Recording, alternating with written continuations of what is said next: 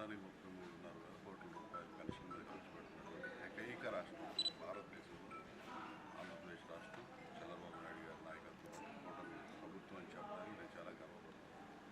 ఎందుకంటే అసలు ఈ పెన్షన్ స్కీమ్ 30 రూపాయల పెన్షన్ స్కీమ్ పథకం మొదలుపెట్టిందే తెలుగుదేశం పార్టీ ఆవిర్భావం.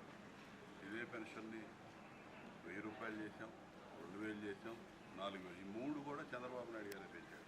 1000 ఆయనే పెంచాడు, 2000కి ఆయన భార్య తీసుకెళ్ళారు.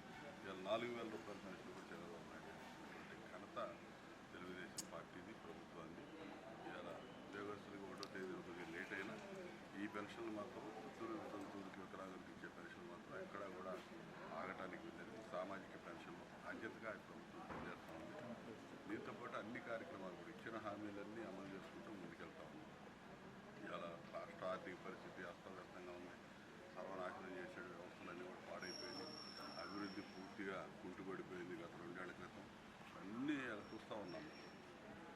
మళ్ళీ అభివృద్ధి మొత్తం కూడా గాడిలో పెట్టి శరవేగంగా ముందుకు తీసుకెళ్తా ఉన్నాం. మీరు ఎక్కడైనా చూడండి, గ్రామాల్లో కానీ పట్టణాల్లో కానీ అభివృద్ధి కార్యక్రమాలు, రోడ్ల నిర్మాణం కానీ, డ్రైన్స్ కానీ, రైతాంగానికి సంబంధించి కాలువలు, నీటిపారుదల సౌకర్యాలు కానీ ఏ విధంగా జరుగుతున్నాయి. గత 5 ఏళ్ళు జగన్మోహన్ రెడ్డి అధికారులు ఉన్నప్పుడు అవన్నీ కూడా వదిలేశారు. ఏదో 4 పట్టణంలో చాలు అనుకునేటువంటి పరిస్థితుల్లో ఇవాళ ఆ సంక్షేమం అనేది మ్యాండేట్గా తీసుకొని ఎటు ఇస్తాం, అభివృద్ధి ఉండాలి, భవిష్యత్తు ఆలోచనలు ఉండాలనే ఒక ఆలోచనతో యువతరానికి ప్రధానంగా ఉద్యోగ ఉపాధి అవకాశాలు కల్పిస్తున్నారు. ఈ పారిశ్రామికీకరణ రాష్ట్రానికి చేసి ఇవాళ 23 లక్షల కోట్ల పెట్టుబడులతో ఇవాళ పరిశ్రమలు రాబోతా ఉన్నాయి ఆంధ్రప్రదేశ్ రాష్ట్రం. ఇది ఒక గొప్ప మలుపు.